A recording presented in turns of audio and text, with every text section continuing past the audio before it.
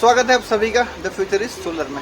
Wrong positioning of LA, यानी कि जो हमारा लाइटनिंग अरेस्टर है, अगर वो किसी गलत डायरेक्शन में लगा होगा तो हमको कितना नुकसान होगा और क्या नुकसान होगा, इसके ऊपर बात करेंगे।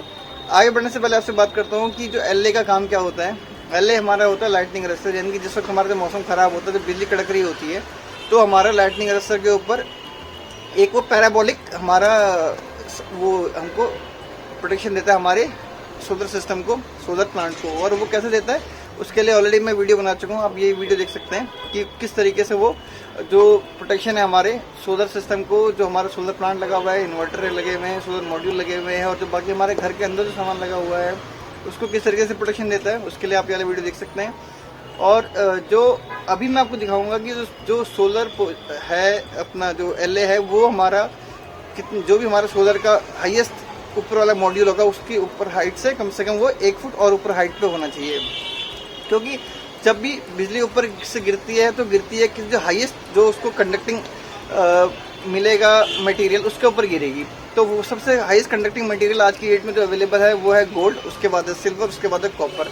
गोल्ड और सिल्वर का हम नहीं लगा सकते क्योंकि वो कॉस्ट हमारी बहुत ऊपर पहुंच जाएगी। उसके बाद जो नेक्स्ट हमारा बेस्ट कंडक्टिव मटेरियल आता है वो आता है कॉपर। तो जो भी हमारे लाइटनिंग अरेस्टर होते हैं मोस्टली वो कॉपर के बने हुए होते हैं, और जब बिजली ऊपर से गिरती है तो वो कॉपर के ऊपर गिरेगी, तो कॉपर से डायरेक्टली वो ग्राउंड हो जाएगी। और जो हमारा उसका जो सबसे हाईएस्ट होने का उसके पीछे रीज़न ये होता है कि जब ऊपर से बिजली गिरती है, सबसे ऊंचे जो पॉइंट है उसके ऊपर आती है। सबसे ऊंचा पॉइंट अगर हमारा लाइटनिंग अरेस्टर रहेगा तो वो उसके ऊपर गिरेगी और अर्थ हो जाएगी। अगर वहीं पर हमारा लाइटनिंग अरेस्टर अगर जो हमारे जो हाईएस्ट जो सोलर मॉड्यूल है उससे नीचे लगा होगा, तो जो हमारी बिजली सोलर मॉड्यूल के ऊपर गिरेगी, उससे क्या हमारा सोलर मॉड्यूल भी खराब हो सकता है, हमारा इन्वर्टर भी खराब हो सकता है। और जो उस बिजली को अगर वो हमारे घर के अंदर आ गई तो हमारे जो घर के बाकी इक्विपमेंट हैं, टीवी, फ्रिज, एसी वगैरह, कुछ भी खराब हो सकते हैं। और ये होते भी हैं, इसके काफ़ी न्यूज़ आती रहती है। तो बात करते हैं उसकी पोजीशन की है, तो पोजीशन कहाँ पर होना चाहिए उसको। तो मैं आपको अभी एक लाइव एग्जांपल दिखाने वाला हूँ कि अभी अगर हमारा जो जहाँ पर ये एलए लगा हुआ है, जहाँ पर मैं आपको दिखाऊंगा आज, वो अगर एलए अगर सही पोजीशन पे लगा होता तो जनरेशन कितना होता। अगर अभी खराब पोजीशन पे लगा हुआ है तो एलए कितना है, दोनों को करके दिखाऊंगा मैं, एक बार हटा के और एक बार निकाल के आपके सामने। यहाँ पर आप देख सकते हैं कि जो ये ऊपर वाली जो एक सीरीज़ है, ये जो है ऊपर, ये एक सीरीज़ है, और जो नीचे वाली जो सीरीज़ है वो दूसरी सीरीज़ है। सारे के सारे पैनल्स सेम रेटिंग के हैं, सेम मैन्युफैक्चरर के हैं, इसलिए हमको इसका कोई टेंशन नहीं है कि हाँ भी अगर हमारा दो अलग अलग मॉड्यूल अलग कंपनी के हैं या अलग कैपेसिटी के हैं तो हमारे जो हमारा जनरेशन है वो कम या ज़्यादा होगा। इन दोनों स्ट्रिंग्स का अभी कितना जनरेशन हो रहा है वो मैं आपको दिखाऊंगा अभी सोलर इन्वर्टर में। और बात करते हैं अभी अपने लाइटनिंग अरेस्टर की। ये देखिए कि लाइटनिंग अरेस्टर है, और जो हमारे सोलर प्लांट लगा हुआ है इससे करीब करीब ये 3 फीट या 2 फीट की हाइट पर ऊपर है। यानी कि इसकी अगर हाइट को लेकर हम बात करेंगे तो इसकी हाइट की जो पोजीशन है वो बिल्कुल सही है। लेकिन अगर बात करते हैं कि हाँ भी अब हाइट की इसकी अच्छा है, लेकिन इसकी पोजीशन सही है क्या, पोजीशन इसकी गलत है। गलत क्यों है वो मैं आपको दिखाता हूँ। देखो अब इसकी शेडो जो है, इस जो अपना लाइटनिंग अरेस्टर है, इसकी शेडो पड़ रही है मॉड्यूल के ऊपर। मॉड्यूल में आपको यहाँ से नज़दीक से नज़र नहीं आ रहा होगा, ये देखिए ये हमारा ये शेडो पड़ रही है। आपको और नज़दीक से दिखाता हूँ मैं। देखिए जो ये वाली शेडो है जो यहाँ पे दिख रही है आपको इजीली, और ये हमारी शेडो यहाँ तक इस लाइटनिंग अरेस्टर की आ रही है। तो अभी कितना जनरेशन हो रहा है कि हमारा सिर्फ पूरे प्लांट में एक लाइटनिंग अरेस्टर की शेडो आ रही है, बाकी किसी तरह की कोई शेडो नहीं है। देख सकते हैं आप, ये देखिए पूरा जो हमारा प्लांट है वो शेडो फ्री है। अब जो हमारा लाइटनिंग अरेस्टर है ये 1 घंटे पहले से इसकी शेडो पड़ना शुरू हो गई थी, धीरे धीरे करके शेडो हमारी बढ़ रही है। तो इस वक्त हमारा कितना जनरेशन हो रहा है वो मैं आपको दिखाता हूँ अभी, और फिर दोबारा इसको मैं हटा के आपको दिखाऊंगा कि हाँ भी जो लाइटनिंग अरेस्टर है इसको निकाल के फिर हमारे जनरेशन में कितना फ़र्क पड़ता है। तो मैं आपको दिखाता हूँ अभी इन्वर्टर में हमारा कितना जनरेशन हो रहा है दोनों स्ट्रिंग्स में। यहाँ देख सकते हैं आप कि ये हमारा 16 का इन्वर्टर है, और जो ये हमारा राइट साइड वाली 2 स्ट्रिंग है, एक स्ट्रिंग है, और ये जो दूसरा है इधर लेफ्ट साइड वाला ये स्ट्रिंग है। तो इसमें अभी देखते हैं कि हमारा जनरेशन इस वक्त कितना हो रहा है। इस वक्त आप देख सकते हैं कि जनरेशन जो है हमारा वो 2230 वॉट हो रहा है, और स्टेटस हमारा नॉर्मल है। अब देखेंगे हम इसके सोलर में कितना स्टेटस में जाके सोलर में गए, ये देखिए एक जो U1 सीरीज है वो 5 एम्पेयर बना रही है, और जो उसका जो जनरेशन अगर वोल्टेज में देखेंगे तो 1184 वोल्ट है।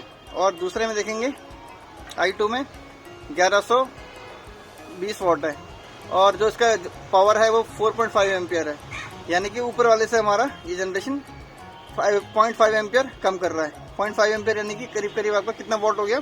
वोल्ट में हम यहाँ पर डायरेक्टली देख सकते हैं कि यहाँ पर हमारा P1 में 1180 है और P2 में 1100 है, यानी कि 80 वोल्ट का हमारा ये अभी जो है लॉस हमको उसकी वजह से हो रहा है। अब जो है जो अभी हमारा लगा हुआ है लाइटनिंग अरेस्टर, उसको मैं निकालूंगा आपके सामने और फिर मैं आपको दिखाऊंगा कि हमारा जनरेशन P2 का इम्प्रूव हुआ या फिर नहीं हुआ। ये देखिए जो आप ये देख रहे हैं शेडो, यहाँ पर आपको दिखाता हूँ मैं। ये वाली शेडो जो है ये हमारी लाइटनिंग अरेस्टर की है और लाइटनिंग अरेस्टर मैं आपके सामने भी निकालता हूँ और फिर हम जो शेडो आपके सामने ये गायब हो जाएगी। ये देखिए ये लाइटनिंग अरेस्टर मैं निकाल रहा हूँ और जो लाइटनिंग हमारी शेडो चली गई। लाइटनिंग अरेस्टर निकालने के बाद में शेडो नहीं है, हमारा जो सिस्टम है पूरा शेडो फ्री हो चुका है। ये देखिए पूरा जो सिस्टम हमारा शेडो फ्री है। और अब पावर की इम्प्रूव हुई है नहीं हुई है, सीरीज 2 में I2 में P2 U2 तीनों हमारे फैक्टर्स इम्प्रूव हुए हैं या फिर नहीं हुए, वो हम अभी नीचे जाके देखते हैं। अब यहाँ पर देखिए जो हमारा जनरेशन था 2230 से 2244 हो गया है, यानी कि करीब करीब 15 वोल्ट बढ़ा है।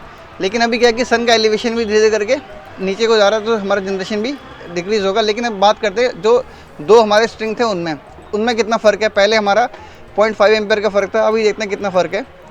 हम दोबारा जाएंगे स्टेटस में, फिर जाएंगे हम अपना सोलर में गए।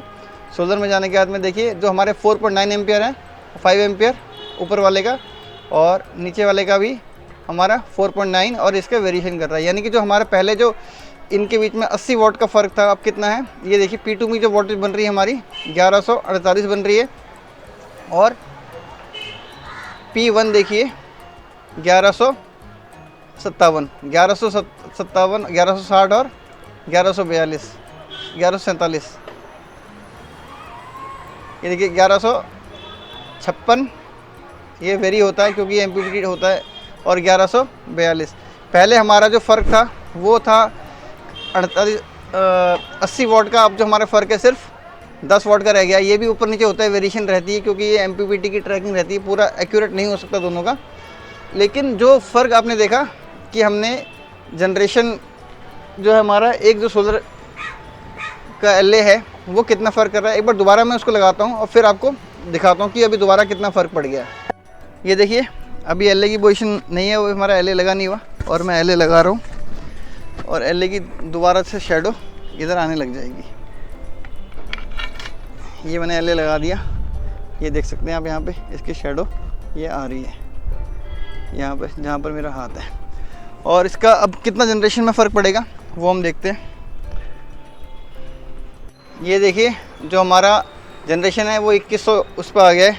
और अभी अगर मैं इसको देखूं इसका स्टेटस सोलर का, ये देखिए पहली वाली स्ट्रिंग हमारी कितना बना रही है 1126 वोल्ट और जो दूसरी स्ट्रिंग है वो हमारी आ गई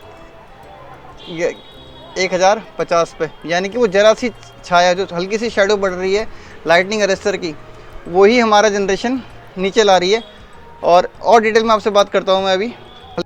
तो यहाँ पर हमने देखा कि जो हमारा जो लाइटनिंग अरेस्टर है ये लगा हुआ है, इसकी पोजीशन गलत है क्योंकि ये जो पोजीशन है इसकी साउथ की तरफ है और इस तरफ जहाँ से सनराइज होता है वो ईस्ट है और जहाँ सनसेट होता है वो हमारा वेस्ट है।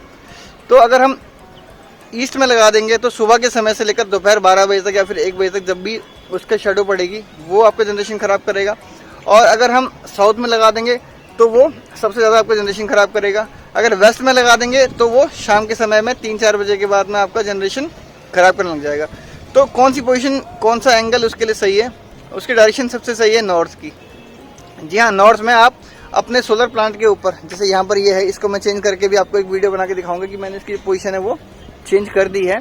यहाँ पर अगर हम लगाएंगे नॉर्थ की तरफ तो इसमें हमारा जो जनरेशन है वो इम्पैक्ट नहीं करेगा क्योंकि सन कभी भी नॉर्थ की तरफ से एलिवेट नहीं होता है। हद से हद होगा गर्मियों में होगा, लेकिन अगर इसको आधा फीट पीछे कर दें और इसकी हाइट से 1-2 फुट ऊपर कर देंगे तब भी हमारा जनरेशन जो है वो इम्पैक्ट नहीं होगा, शेडो जो लाइटनिंग अरेस्टर के ऊपर नहीं पड़ेगी। तो ये जो है ज्ञान, ये शायद ही आपको कोई देता होगा यूट्यूब पर कि हाँ भी ज़रा सी चीज़ें हैं लेकिन आपको जनरेशन कितना ख़राब कर रही है। आपने देखा कि छोटा सा जो लाइटनिंग अरेस्टर ये आपका 80 वाट खा रहा है, जबकि अभी थोड़ा सा जो हमारा सन रेज है वो कम है। वहीं पर अगर मौसम और साफ़ होता तो हमारा जनरेशन ये 100 वाट के करीब खा लेता। अगर 100 वाट ही खा रहा है और अगर मान लीजिए कि इसने अगर 5 घंटे भी 100 वाट खा लिया तो कितना खा लिया इसने 0.5 आपकी यूनिट खा ली है। और 0.5 यूनिट अगर एक दिन में खा रहा है तो महीने में इसने खा ली आपकी 15 यूनिट, और साल में खा ली इसने करीब आपकी 165 यूनिट, 165 से कुछ ऊपर। तो 165 यूनिट सिर्फ एक ये लाइटनिंग अरेस्टर खा जा रहा है, क्योंकि इसकी जो पोजीशन है वो गलत है। इसकी पोजीशन बहुत सही रखना जरूरी है कि नॉर्थ की तरफ रखें, लाइटनिंग अरेस्टर से हाइट पे रखें और थोड़ा सा उसको 1 फीट या फिर 2 फीट दूरी पे रखें, तो उसकी शेडो कभी उसके ऊपर नहीं आएगी। इसकी पोजीशन भी मैं ठीक करके आपको एक दिन वीडियो में दिखाऊंगा। और अगर आपने चैनल को सब्सक्राइब नहीं कर रखा है तो चैनल को सब्सक्राइब कर लें। और जो ये वीडियोस आ रहे हैं 4, 1, 2, 3, 4, ये वीडियोस बहुत ही इन्फॉर्मेटिव हैं। इन वीडियोस को आप देखिए और अपना सोलर का ज्ञान बढ़ाइए। मिलता हूँ आपसे किसी और इन्फॉर्मेटिव वीडियो के साथ में अपने नेक्स्ट वीडियो में। तब तक के लिए नमस्कार।